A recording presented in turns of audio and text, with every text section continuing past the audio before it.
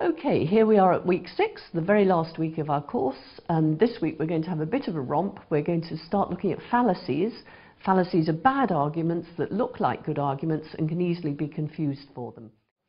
Okay, let's get started.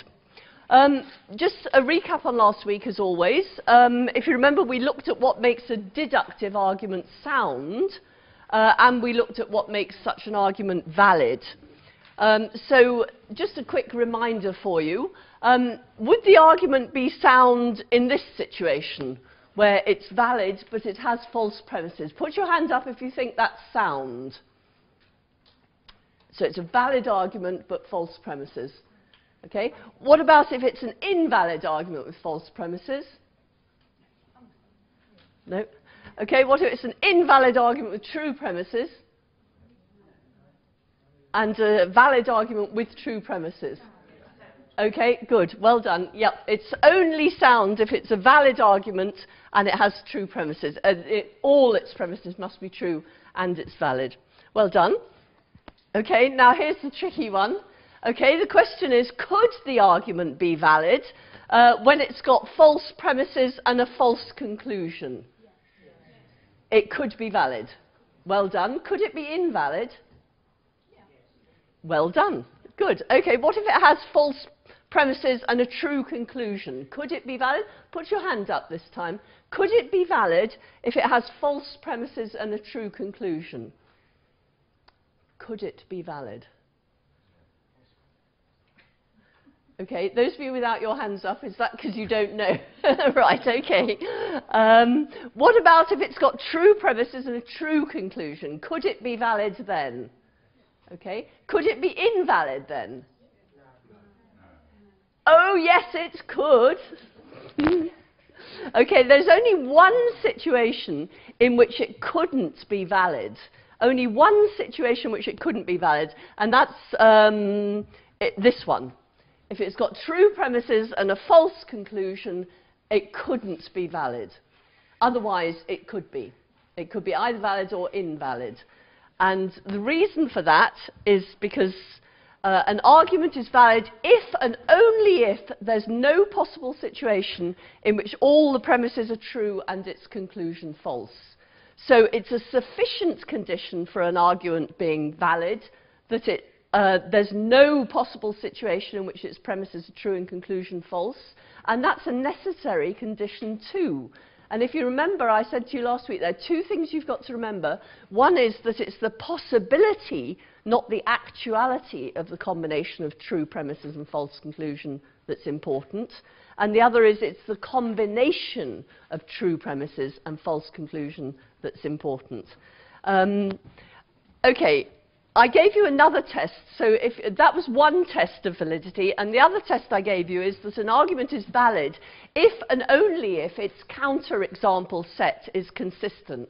And the counterexample set is the set consisting of the premises plus the negation of the conclusion. So if you have, if it's Friday, Marianne's wearing jeans, it is Friday, therefore Marianne's wearing jeans. That's an argument. If you take the conclusion, Marianne's wearing jeans, and negate it, so you've got, it's not the case that Marianne's wearing jeans, the counterexample set then becomes, if it's Friday, Marianne's wearing jeans, Marianne is wearing jeans, it's not the case. I've forgotten what the premise and conclusion was. If it's Friday, Marianne is wearing jeans. It is Friday. It's not the case that Marianne's wearing jeans. That's the counterexample set. Now, listen again. Is that consistent? Could all these sentences be true together? If it's Friday, Marianne's wearing jeans. It is Friday. It's not the case that Marianne's wearing jeans. Could those be true together? They couldn't, could they? And that shows that the original argument is valid.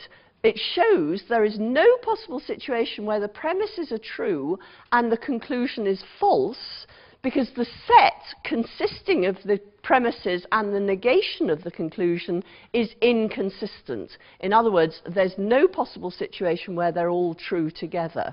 That's why that test works. So, okay, and I said to you there are two tests. You will have understood the concept of validity once you've understood, firstly, the paradoxes of entailment, And secondly, why this works. If you understand why this works, you're getting there. If you understand why the paradoxes of entailment are valid arguments, you will see why you'll have understood the concept of validity. Okay, I can see there are still people worrying about the concept of validity, and if there's time for questions, we'll have a look at the questions that you might have then. But we must go on today, I'm afraid, so we'll move straight on. This week, we're going to be looking at common fallacies. And a fallacy is an argument that looks like a good argument, that can easily be mistaken for a good argument, but that isn't a good argument. And you won't believe how many fallacies there are, fallacies that you can just identify and explain why they're fallacies, why they look as if they're good arguments and they're not. But I've listed a whole load of fallacies. Actually, I've taken them from a website that I've mentioned on the top. And there are, I think there are 4 pages or something of fallacies, all in. I apologize for the smallness of the print, but they wouldn't have let me photocopy it if I'd put it any larger. And I'd just like to point out at the top that one fallacy is, now I haven't got my glasses on, so it says something like, please note that the argument from fast talking on page 8, that tells you that if somebody talks fast, you haven't got a chance to work out for yourself whether the premises are true and the conclusion is valid. And I'd just like to point out that I've gone through these ideas in these lectures so quickly in some cases that there's no way you'll have had time to stop and think about them as I've been talking. And so you could say that the whole of these series of lectures has been a giant fallacy of fast talking. I promise you it's not. And that if you go back and consider what I've said, and of course they'll all be on the podcast, so you'll be able to actually go back and listen to what I've said again. You'll be able to listen to all my mistakes as well as the things I've said correctly. I hope we've identified all my mistakes as we've gone through. But that'll give you time to actually think about what I've said and work it out for yourself, because actually nobody can teach anybody else anything. You can learn from what I say. There's nothing I can do to make you understand the concept of validity. You've got to put that effort in for yourself. One thing I will promise you, though, if you do put that effort in, you will understand. And if you still don't, after putting in a lot of effort, email me, and I'll give you a tutorial all on your own. Because it really is easy to understand once you've seen it. And it really is just a question of looking at it in a slightly different way, and you'll see it. It's one of those rather irritating things you'll probably remember from maths from school. Okay, so fallacy of fast talking. But the list of fallacies is down there just for your amusement. Okay, here's a fallacy, or rather here's a deductively valid argument, and here's a fallacy that looks like it. Okay, here's an example of modus ponens you've come across before. I think you'll agree, could these be true and this one false? If these two are true, could this be false? No, absolutely not. So if you negated that conclusion and took away the therefore, if you negated that conclusion, the set would be inconsistent, wouldn't it? And that shows you it's a valid argument. Would you like us to do that there? We can look at the counterexample set. If it is snowing, the mail will be late. It is snowing. The mail will be late. And we're going to tack on, it's not the case that, which is just that symbol there. Okay, that's what that means. It is not the case that. So we've got the set consisting of, if it's snowing, the mail will be late. It is snowing. It's not the case the mail will be late. Do you agree that's inconsistent? That there's no possible situation in which all those 3 sentences can be true together? Okay? Well, if there's no possible situation in which those 3 sentences can be true together, then the set consisting of the premises plus the...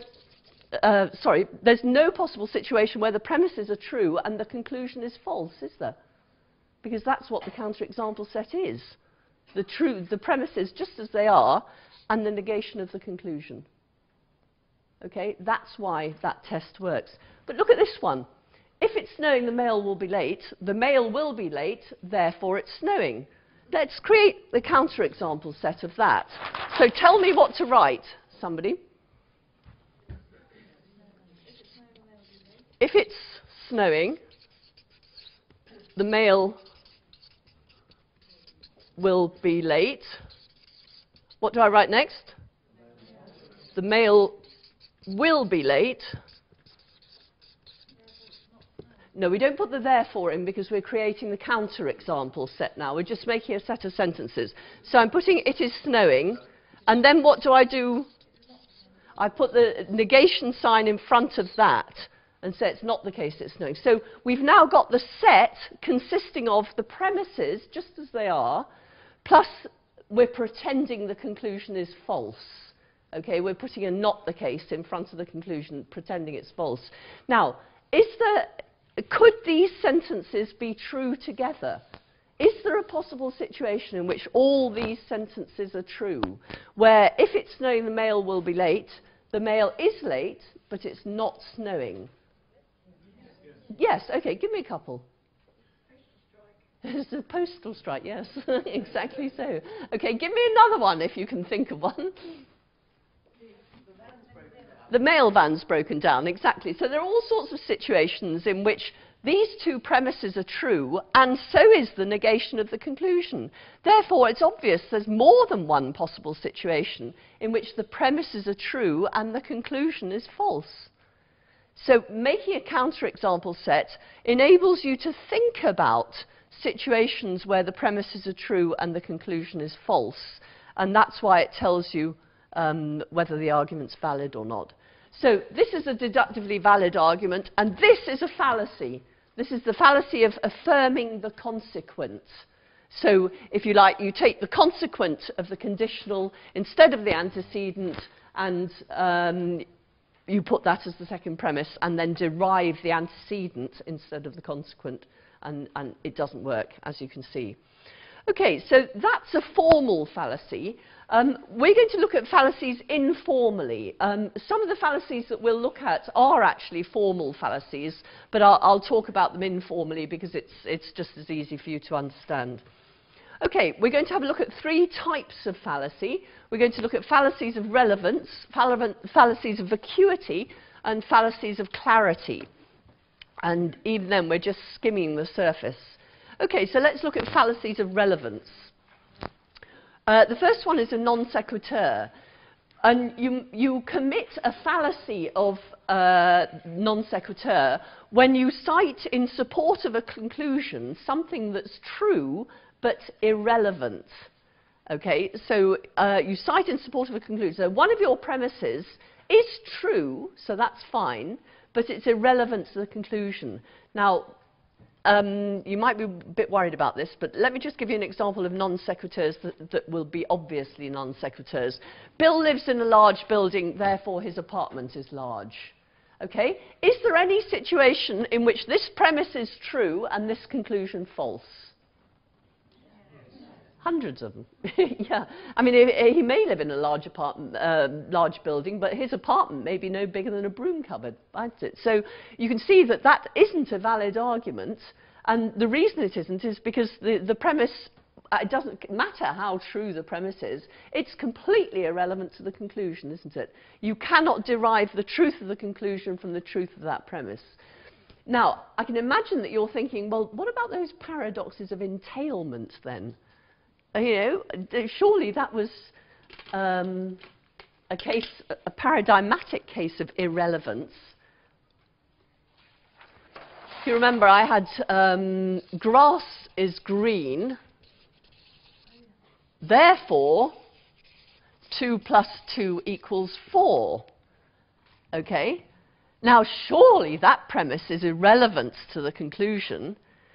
But let me ask again, is there any possible situation in which that premise is true and that conclusion is false? Is there any possible situation, let me ask again, in which that premise is true and that conclusion false? Why not? You're right, there isn't. But why isn't there? We saw here that this premise can be true and that conclusion false, can't we? That's not a problem. That is a non sequitur, commits the fallacy of irrelevance. But why doesn't this one do that? Oh, I'm sticking my neck out here. I've no idea. That's all right, go on. The conclusion isn't dependent on the premise. Well, neither's that one. I mean, that's what's wrong with this one, is that the premise and the conclusion are completely irrelevant to each other, aren't they? So why isn't that a problem with this one? The conclusion is necessarily true, that's right. So the reason this is a paradox is that the premise is completely irrelevant to the conclusion, but it satisfies the definition of validity, because there can't be any possible situation in which the premise is true and the conclusion false if there isn't any possible situation in which the conclusion's false. How can P and Q be true if Q isn't true? If Q is necessarily false, then how can P and Q be true? The truth of P just becomes irrelevant, doesn't it? The truth of P is just unnecessary to the whole claim. Are you with me? I'm seeing lights sort of going on here, but it's difficult, isn't it? Okay, so this commits the, this is a non sequitur, whereas that's not. That's a case of a paradox of entailment. And the difference between them is that 2 plus 2 equals 4 is a necessary truth. It cannot be false.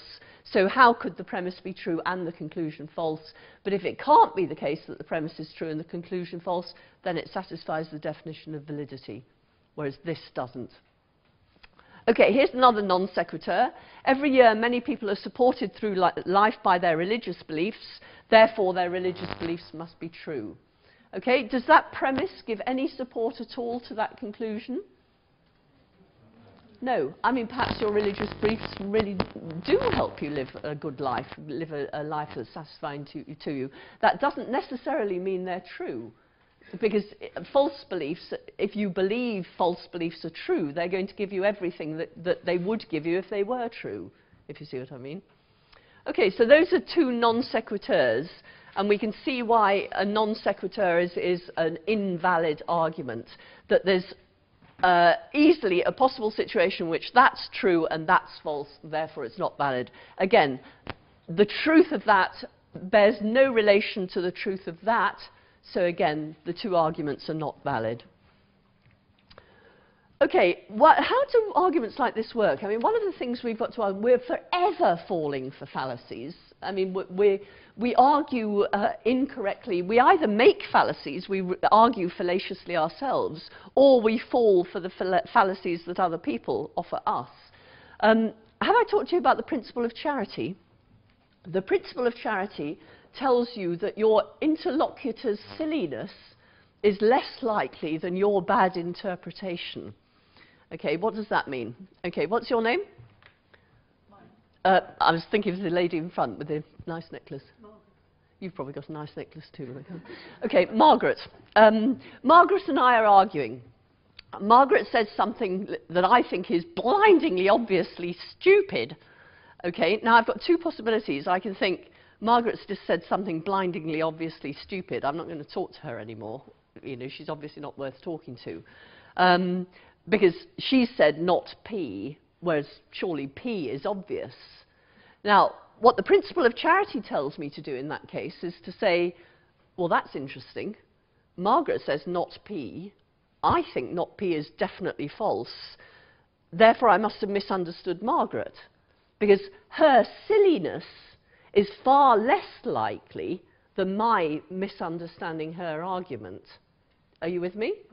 Okay. So instead of saying to Margaret, you must be joking, how stupid can you get, or anything like that, or just saying to myself, oh, right, okay, thanks, Margaret, nice to see you, etc., and walking off. I say to Margaret, that's interesting, you think not P, I think P. Why do you think not P? And you give me your reasons, and I give you my reasons for thinking of P, and we have a proper argument, and we discover, actually, that P and not P are not, in this case, inconsistent, that we've both got a slight misunderstanding. Let me give you an example. I don't know why I use this example, but I always do, so I'm going to do it again. 2 rats in a cage. They've both come from different cages, and in one of those cages, one of the rats was given an electric shock every time a sound was made. The same sound resulted in the other rat being given a food pellet. Okay, so the experiments are finished. They've now been put in the same cage, and this sound happens. Sounds.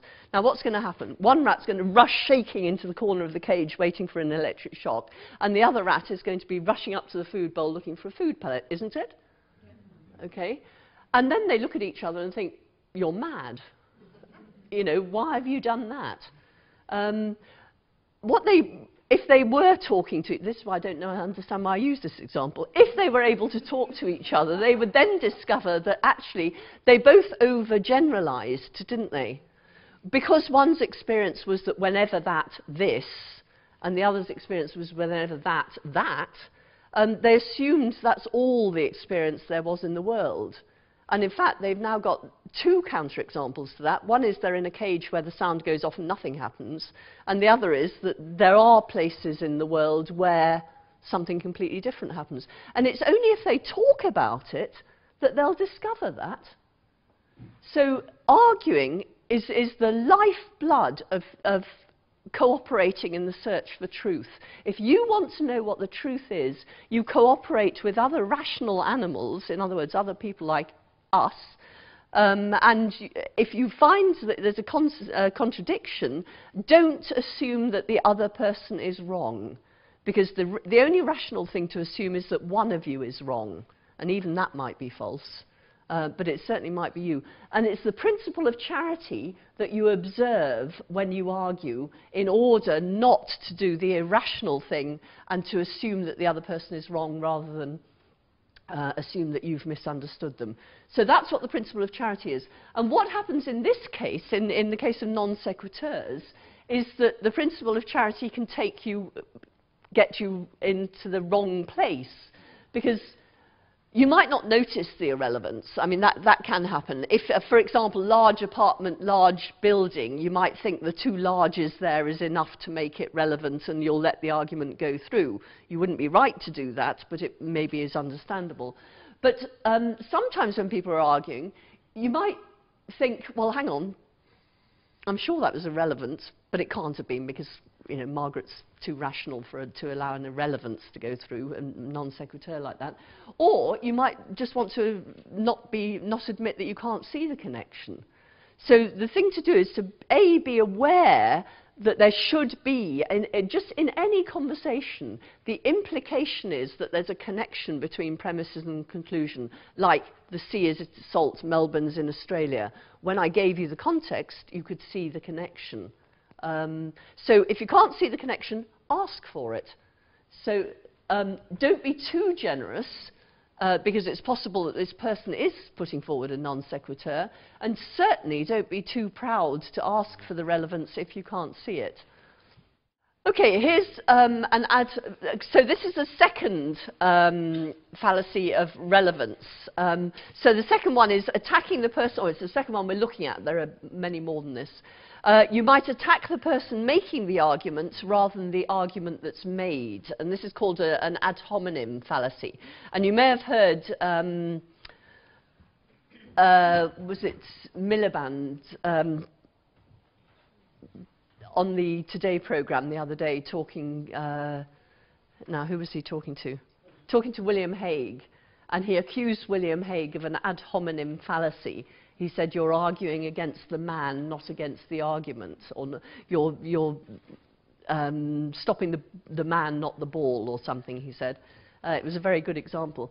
Okay, here's an ad hominem fallacy. Nick Griffin is leader of the BNP, therefore his claim that some people worry about immigration is rubbish. Now, I actually heard that fallacy loud and clear the other night on Question Time. I'm sure you did too. Does the truth of the fact that Nick Griffin is leader of the BNP bear at all on the claim, the truth of the claim, that some people worry about immigration? I mean, could it be the case that Nick Griffin is leader of the BNP and some people worry about immigration? course it could, couldn't it? Yes. Okay, here's another one. Von Daniken, you may not even remember him. He was the chap who wrote books about people coming from space and building the pyramids and so on. His books about ancient astronauts are worthless because he's a convicted forger and an embezzler. Now, he is actually a convicted forger and embezzler. Does that mean that his books are worthless? No. Okay, so could this premise be true and this conclusion false? Yes. Could this premise be true and the conclusion false? So the arguments are useless, aren't they? They're both invalid. There are possible situations in which the premise is true, conclusion is false. They're not good arguments. Now, it's very important when thinking about ad hominem fallacies to distinguish between ad hominem attacks and ad hominem fallacies. And the difference between the two is this. You can attack somebody's right to say something, so you can cast doubt on why they're saying what they're saying by saying something about who they are. What you can't do is cast doubt on the truth of what they're saying. So here's the difference between the two. Here's an ad hominem attack. Nick Griffin is a self-professed racist, so you should take care when listening to his claims about immigration. Now that just seems sensible, doesn't it? That's an ad hominem attack. That's not a fallacy at all. All you're doing is warning somebody that this person has a vested interest in making you believe something. So you should take his claims with an extra pinch of salt. But it doesn't say anything about the truth of the claim. So here, well, the only thing it says about the truth of the claim is that you should be aware of the truth of the claim because this person wants you to believe that. And of course, that's not a good enough reason for believing it. Nick Griffin is leader of the BNP, therefore his claim that some people worry about immigration is rubbish. That is a fallacy. If you attack a person instead of what he says, and your attack on the person is actually irrelevant to the truth of what he says, in other words, your attack might be a correct attack. You're not saying something false about this person, but the truth of what you're saying has no bearing at all on the truth of what he is saying. That's a fallacy. What you could be saying is warning somebody. So I've forgotten your name again. Ashley comes to me and tells me that oh, so-and-so came and told her that the coffee's ready in the common room. And I say, yes, but I know why he told you that. That's because he likes everyone else to go to the common room first and then discover it's actually being served upstairs today. And he gets all the chocolate biscuits. I mean, when I'm doing that, I'm giving her a reason for why he said something. It doesn't actually bear on the truth of what's there, but it's a good reason not to be sceptical about whether the coffee's being in the common room. You'd want to check with someone else that the coffee was in the common room before you went there, perhaps. Or you wouldn't come down from Ewart House in order to get coffee from the common room on the basis of what Ashley said, or what this person said. Okay, so that's the difference between ad hominem. So I don't know if that's answered your question. Yeah. I mean, an ad hominem is an attack on the person making an argument, not on the argument he's making. And therefore, the attack, even if the attack is justified, it doesn't question the argument itself. So those were fallacies of relevance. Now moving on to fallacies of vacuity. Okay, the first one is a circular argument that we'll be looking at, and when you argue in a circle, you cite in support of a conclusion that very conclusion. So your premise or your conclusion is amongst your premises here. Second fallacy we're looking at here is the fallacy of question begging, and thirdly, a self-sealing argument. So let's start with circular arguments, then come back and look at these again. A circular argument, the conclusion is one of the premises. And the difference between that and a question-begging argument is that here the conclusion actually is one of the premises, exactly the same thing, and here the conclusion is assumed by one of the premises. So you haven't actually got the conclusion amongst the premises, but you've got amongst the premises a premise that assumes the conclusion. So here's an example of a circular argument. All whales are mammals, therefore all whales are mammals. Now, is that argument valid?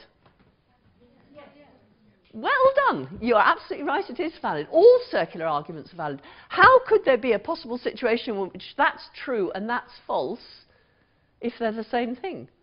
If that's true, that's got to be true, hasn't it? So there's no possible situation in which that's true and that's false. Therefore, that argument is valid.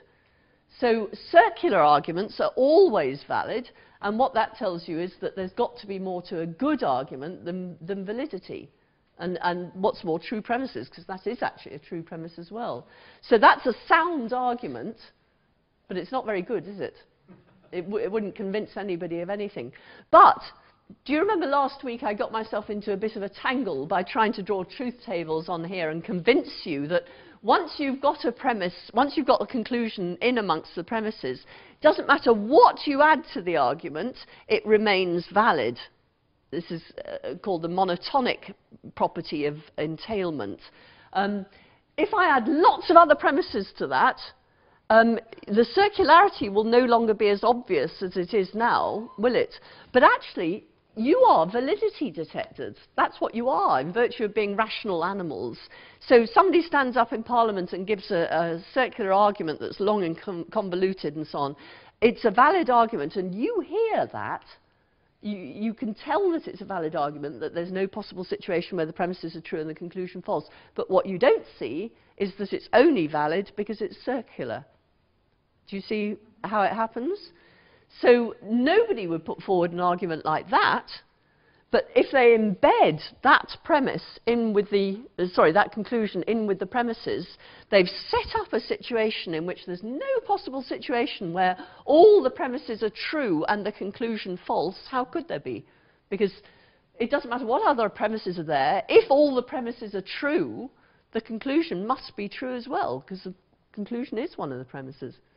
So circular arguments are always valid. And some circular arguments like this one are sound, but that doesn't make them good. There must be more to a valid argument, to a good argument than just soundness. In the final analysis, the point of an argument is to persuade someone of something. So it's to persuade you, if you don't believe P, and I think you should believe P, I think P is true and therefore you should believe it, I put together an argument in the hope of convincing you that P. Okay? So what I want from an argument more than anything else is that it should be persuasive. Okay? But I don't want it to be persuasive because of a fallacy. I actually want it to be a good argument as well. And therefore I want it to be sound and valid. But if it's sound and valid and not persuasive, it's pretty useless for any practical purpose. You can't have a productive argument with somebody unless you agree with them. Can anyone tell me why that might be the case? Productive disagreement always depends on agreement, which is why if you've really got two sides who absolutely disagree on everything, you may as well forget it. Why should productive disagreement depend on agreement? I can only argue with you if you're prepared to accept my premises. If you reject my premises, then I can't draw anything from those premises that's going to convince you of anything, can I? So I've got to convince you of at least one of my premises before we can even get started. Of course, what I might do is say, will you agree to take this for the sake of argument? And then take you through the arguments. But of course, if you still don't accept the premise, really, you're never actually going to accept the conclusion of my argument, are you? So in order to disagree productively, you've got to agree on something. You've got to agree on the premises. Okay, so that's a circular argument, and it's a valid one, but it's no good.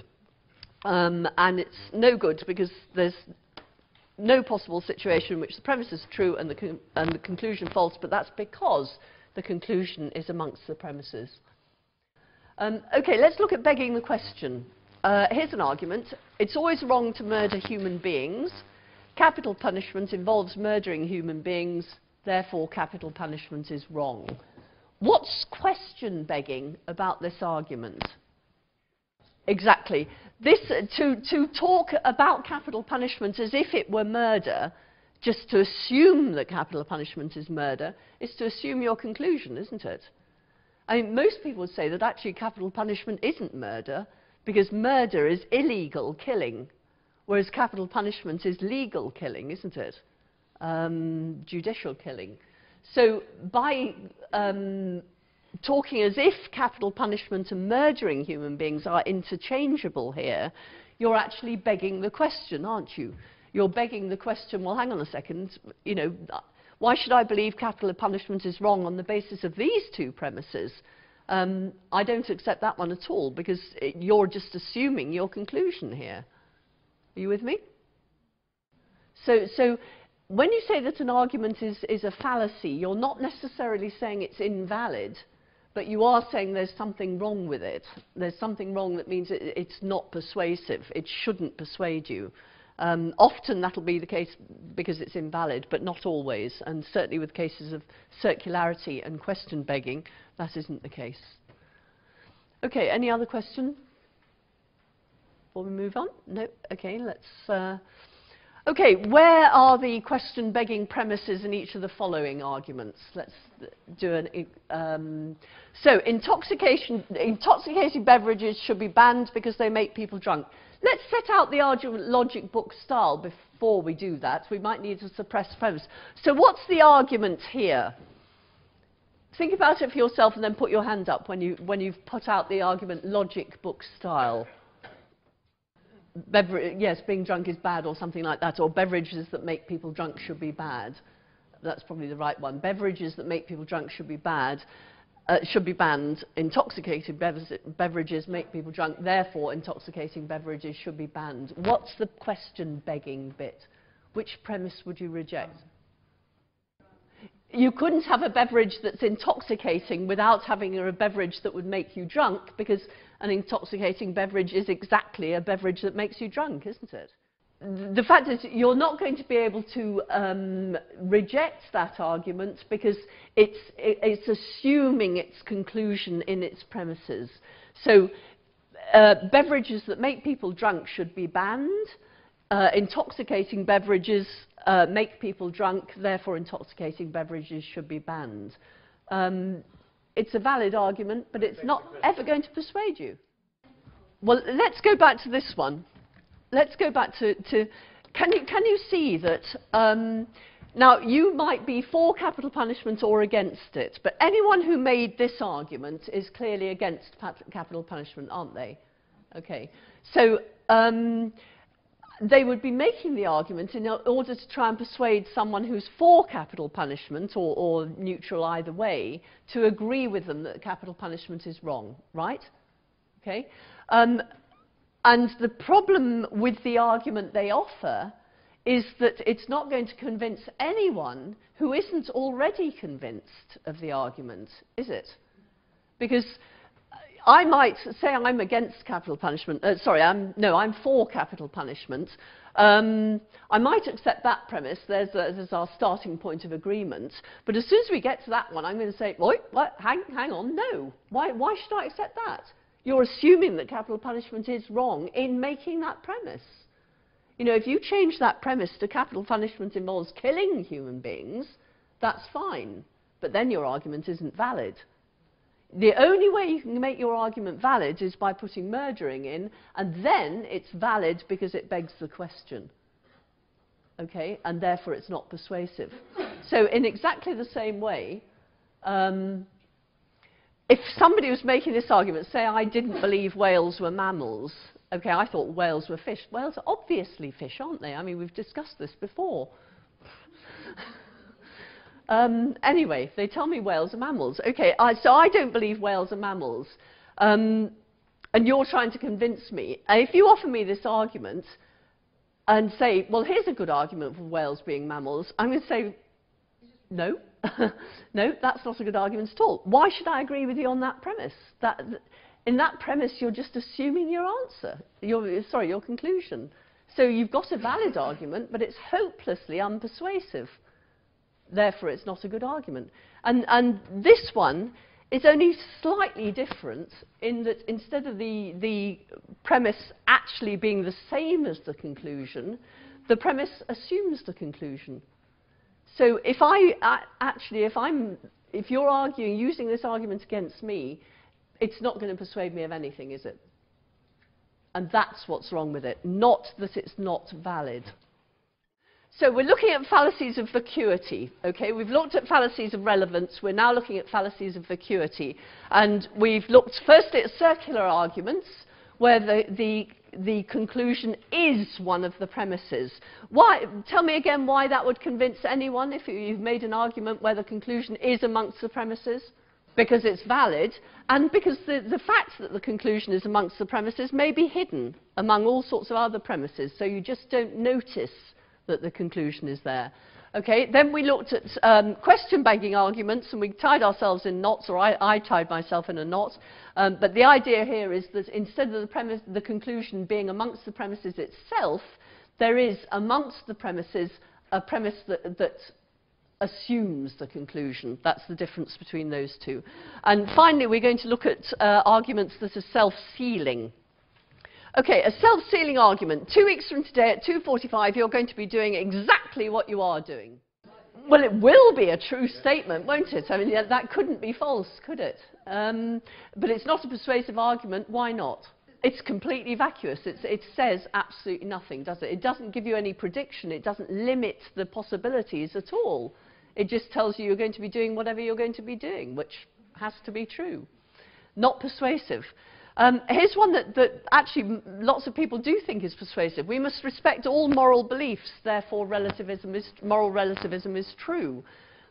This is called vulgar relativism by a chap called Bernard Williams, famous philosopher. The reason that's a self-sealing argument is that is a moral absolute. We must respect all moral beliefs. You cannot derive moral relativism from a moral absolute. If that premise is true, then that conclusion is false. And if the conclusion is true, the premise is false. So it's a bad argument because it goes around in a circle. It's self-defeating. Actually, that's self-defeating rather than self-sealing. Yes, that actually should be in a slightly different category. But here's another one that you may have, variants of it will have caught you out at some point, I'm sure. Global economy is controlled by Jews, and any appearance to the contrary is the result of Jewish cleverness. Women are stupid, and any appearance to the contrary is just because they're quite good at covering it over sometimes, you know. So again, a self-sealing argument, because you know that you can't be refuted, because whatever happens, you've got some reason for why what you're saying is true. So some self-sealing arguments move back and forth from interesting but false claims. For example, you might say all human beings are selfish, and you want to say, well, hang on, that's not true. Lots of people are altruistic. They do things for other people. And then you say, oh, yes, but they're still doing it because they want to. I mean, Mother Teresa, I mean, she wouldn't have helped all those people unless she wanted to. And you say, well, no, she did it out of duty. And so you say, well, yes, but she wanted to do her duty, didn't she? I mean, she still wanted to do what she did. So the only thing she did was what she wanted to do. So she's as selfish as everyone else. And you know, what's happening here? Well, what's happening is that someone's moving from an interesting but false claim to a true but vacuous claim. And what they'll do is they'll move backwards and forwards between the two until you've got yourself thoroughly tied in a knot. And what you need to do is separate out the two claims that are being made and show why one of them is meaningless, even if true. So, 3 ways that an argument can be self-sealing. It can invent ad hoc ways to dismiss criticism. So, if my prediction didn't work, it's because there were negative vibes in the room. Okay? You know, it's all your fault. It can attack its critics as unable to see the benefits of the position. So, you know, the only reason you don't see that the world's been taken over by Jews or women or blacks or whatever is because you've been taken in by them. Or another one there is, you know, you're in denial, therefore you don't understand what I'm saying about your appalling desires and what have you. It can also redefine key words. So it's selfish to always be doing just what you want to do. Well, it depends how you interpret just what you want to do there. If you interpret, so even Mother Teresa was doing just what she wanted to do, then you might need to have another look at what you mean by selfish. Okay, finally, we're going to look at fallacies of clarity, and I want to use some time for questions. Sorry, you've got a question. Those last three, how do you argue against those arguments? Well, on this one, as soon as you have the feeling that you're being moved from between two different propositions, one of which is false and interesting, and the other is ask for time out if you can, because that's the only way you're going to do it. And of course, this is what you won't get. And try and identify what the two propositions are. So in this case, you want to say, okay, the meaning of selfish is usually isn't interested in what anyone else wants.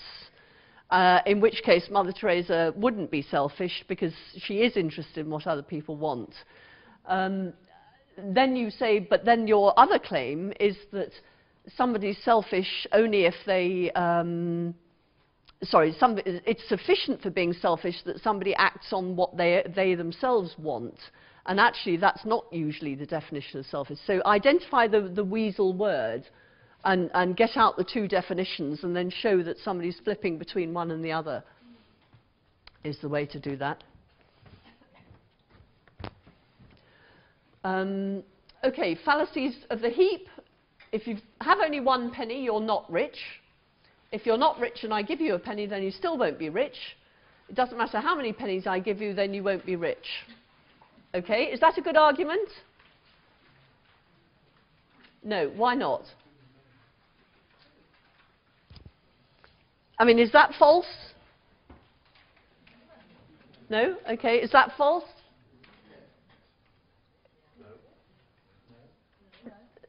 Is that, no, it's not false, is it? I mean, that's true. If you gave me a penny, sadly, you wouldn't make me rich. It's all you gave. Well, yeah. Okay, so that's true and that's true. Is that true? Okay, is this valid? Is there any possible situation where those two are both true and this is false? Yes. Okay, this is actually not a valid argument at all, is it? It's trading on the fact that many words are vague. They admit of borderline cases. So any word you can think of, like tall, fat, clever. Can you think of a few others? Rich is one of them. Yep. Long. Poor. Yep. Any word that admits of degrees, admits of borderline cases, you can construct a heap argument for the fallacy of the heap. And so that's the fact that words do admit of borderline cases, and the idea that a series of insignificant differences can't result in a significant difference. And of course, it's this one here that's at fault, because a series of insignificant differences. If we take blue at this end of the stage and red at this end of the stage, they're two different colours, aren't they? But we can go from one to the other in a series of gradations where you would say in each case they're the same colour, the same colour, the same colour. But so A and B are the same, B and C are the same, but A and C are not the same.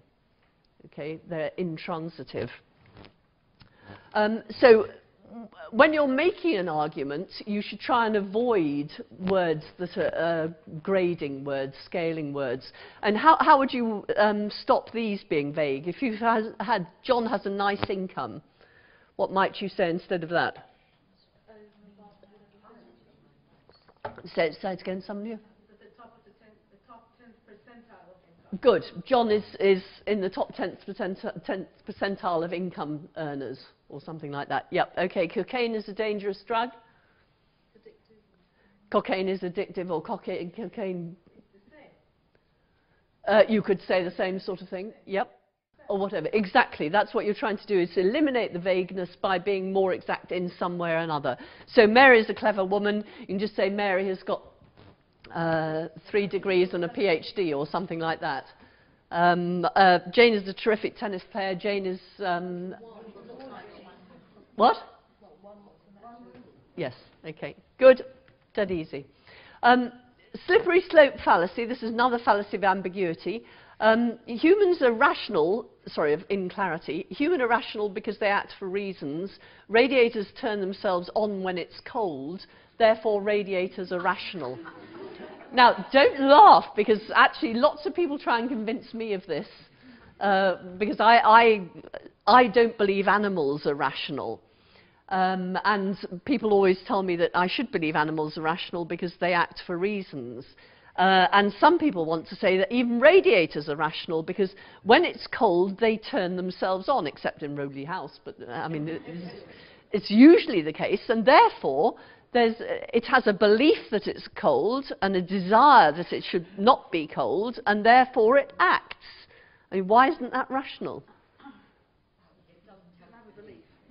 But again, we're doing the same thing, aren't we? Because here are radiators down at one end of acting for reasons, and here are human beings up at the other end of acting for reasons, and we're saying that there's no difference between the two. So any slippery slope argument can fall foul of that. Just quickly, slippery slope depends on the idea that we shouldn't distinguish between things that are not significantly different, and the belief that if A isn't significantly different from B, and B is not significantly different from C, then A isn't significantly different from C. And again, that's true only if you've got something that's transitive, and there are many, many things that are not transitive. Of course, sometimes, I mean, one way of avoiding a slippery slope is actually to define something. We have to use slippery slopes sometimes, don't we? When we think about, you know, well, why should we have the age of being allowed to marry at 16 without your parents' permission, or whatever it is, or the age of being able to drink, whatever it is. Actually, I have no idea what it is. 18, is it? Right. What happens between the last day that you're 17 and the first day that you're 18 that makes it possible for you to drink on one day and not drink on the other legally? I mean, this is just daft, isn't it? Well, it is daft, of course, but here you have to make a cut-off point at some point. And what the slippery slope is, it can say, well, okay, there isn't an obvious difference, but we have to make one somewhere, or that we can just make one by regulation or whatever. But slippery slopes trade on this particular problem. Here's another one. Mary had a little lamb, he followed her to school. Mary had a little lamb, then she had a little broccoli. We can see that that's an equivocation. It's not actually clear what it's an equivocation on, is it? Is it lamb or is it had? Or little, well, and little actually, isn't it? Because had means possessed, whereas in the first one, in the second one it means ate, doesn't it? Little lamb in the first one is a bit different from little lamb in the second one, and so on. Here's an equivocation. Yep. Okay, a feather is light. What is light cannot be dark, therefore a feather can't be dark. What's the equivocation there? The word light. In the first case, it means light as a feather, weight-wise, and the second case, we're talking about light as opposed to dark. So that's the fallacy of equivocation. There are three types of ambiguity. Lexical. So what's wrong with that one? I thought it was rum, is that rum is itself ambiguous. That's a word that can mean different things. In the second one, Bert was a fat stock breeder. What's the ambiguity there? Give me the two understandings of that term. Right, either Bert was fat or the stock was fat. That's right. So is the scope of fat so Bert was fat and Bert was a stock breeder, or is it that fat goes with stock breeder, so Bert was a fat stock breeder? Okay, those are the two. And then finally, cross-reference. My wife's cousin is engaged to her former husband. What's the ambiguity there? So either my wife's cousin is engaged to my wife's former husband, or my wife's cousin is engaged to the cousin the wife's cousin, had before, now that she's marrying for the second time to the same person. Okay, explain the ambiguities in this sentence, these sentences. No one likes Oxford and Cambridge students. Good, okay. Nobody likes students who've been to Oxford and Cambridge, or nobody likes Oxford students and nobody likes Cambridge students. No one likes Oxford, the city. Yes, no one likes Oxford and no one likes Cambridge students. Yes, that would be another one. Okay, every nice girl loves a sailor. Actually, if you were able to formalize things, you would find it very easy to do this, because this could mean there is a sailor such that every nice girl loves him, or every nice girl is such that there is a sailor whom she loves. You with me? So every girl is such, there is a sailor such that every girl loves him, or every nice girl loves some sailor. Okay, so in the second case, there are lots of different sailors. In the first case, there's just one sailor who's loved by all the girls. So that's a structural ambiguity. Our shoes are guaranteed to give you a fit. Yeah. I can see you've got that one. Okay, irritating children should be banned. That's right. What are we banning? Children who are irritating, or the irritating of children? Okay, what about the last one? Can anyone tell me what the ambiguity is here? This is more difficult. You'll kick yourselves, but you'll also think that I've cheated you. Why do swallows fly south for winter? Why do swallows fly south for winter? Why do swallows fly south for winter? Why do swallows fly south for winter? Is that ambiguous? Okay. And all it was is the intonation there. I managed to give it lots of different meanings. So you shouldn't think that actually the ambiguity might just be in the lexicon, in the structure, and in the cross-references. Sometimes you can put it in just by the tone, the emphasis you give on the words that you use. Right, okay, that's it for the lectures. Thank you, thank you. Well, thank you too.